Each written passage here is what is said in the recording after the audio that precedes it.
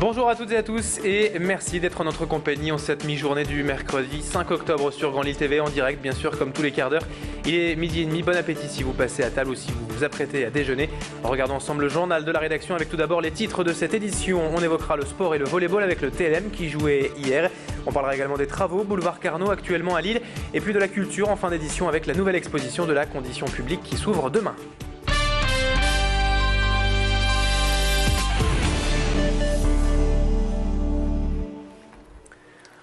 On démarre donc ce journal avec du sport, je vous le disais, et du volleyball puisque le TLM Tourcoing recevait hier dans sa salle Rennes pour la deuxième journée de Ligue A. Et belle victoire des Tourquenois à domicile 3-7-1 lors d'un match accroché.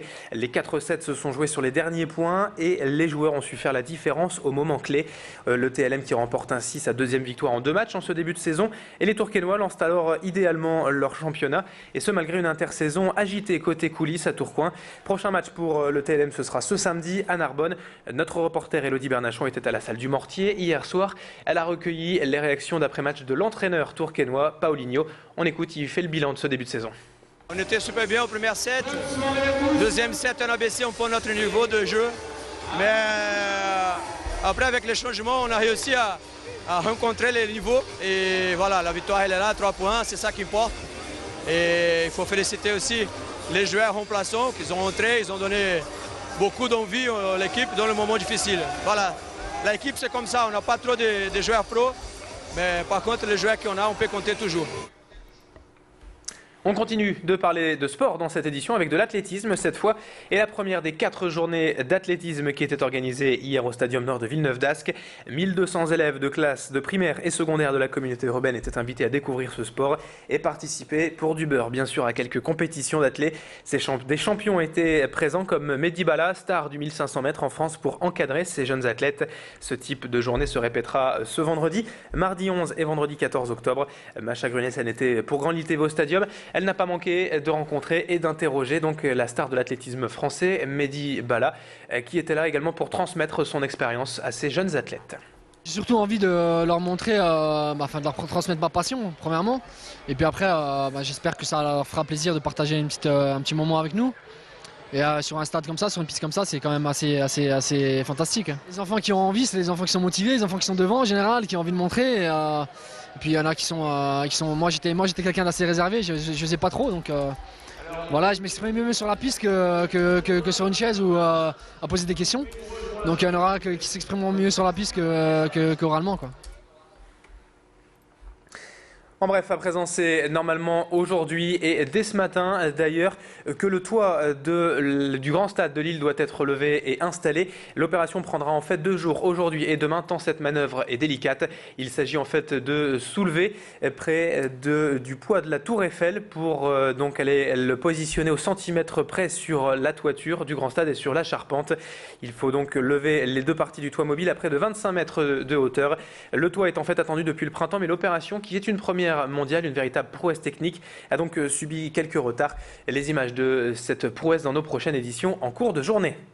Toujours en bref dans ce journal, mais en images, cette fois le boulevard Carnot à Lille est en travaux pour 2 semaines. La société Dalkia intervient sur le réseau de chauffage urbain qui alimente plusieurs immeubles des environs.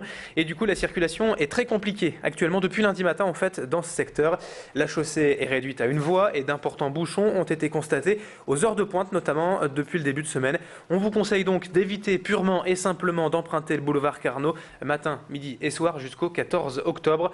Hubert Lahousse, l'un des responsables de ce chantier, s'est exprimé ce matin au micro de Macha Grunessen quant à l'ampleur de ces travaux. Le réseau de chauffage urbain, relativement, dans la mesure où on est sur un tronçon seulement. Donc ce n'est pas les conduites principales du réseau de chauffage urbain. On est sur des conduites, je vais dire, de second ordre, voire secondaires. Donc c'est là où on a vraiment les conduites directes aux abonnés. Effectivement, vu l'endroit, c'est des travaux assez importants. Il faut terrasser, installer les conduites, etc. Voilà, donc c'est des travaux assez lourds. Donc cette phase de travaux ici fait partie de la dernière phase de travaux de cet été, avant l'hiver. On reste dans le centre de Lille, mais du boulevard Carnot, on va quelques mètres dans le centre avec la Grand Place, cette fois qui nous intéresse. 3 mois après les travaux de rénovation et de création d'une zone de rencontre, comme disait la mairie, eh bien, le constat fait par le collectif Place aux piétons est plutôt mauvais.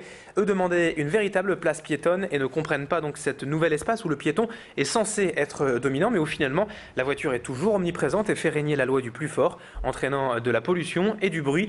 Les relevés font ainsi état de 68 décibels en moyenne durant la journée. Pour le collectif, la zone de rencontre de la mairie et la piétonisation de la Grand Place est donc un échec. Eux, ils souhaitent plus que jamais une Grand Place 100% piétonne. Explication quant à ce bruit cause des voitures sur la Grand Place avec l'un des responsables du collectif Place aux piétons, rencontré sur place par Elodie Bernachon. Alors à quoi ça correspond cette mesure? Vous pouvez nous expliquer? Une mesure de bruit ambiant. La mesure actuelle montre une hausse significative du niveau de bruit par rapport à des mesures qui ont été réalisées au mois de juin, moment où il n'y avait pas de trafic routier sur la Grand Place. Et c'est à mettre évidemment en lien avec un des axes du plan de déplacement urbain de Lille Métropole Communauté Urbaine, où un des axes c'est la réduction du bruit. Donc on voit qu'à travers la Grand Place parcourue de part en part par des voitures, on va finalement à contrario de cet axe. Midi 36, c'est la fin de cette édition. Merci à vous de l'avoir suivi. Merci d'être toujours aussi nombreux à nous être fidèles sur Grand Lille TV. Dans un instant, la météo et l'infotrafic. Bonne journée à toutes et à tous. Bon appétit si vous prenez votre déjeuner.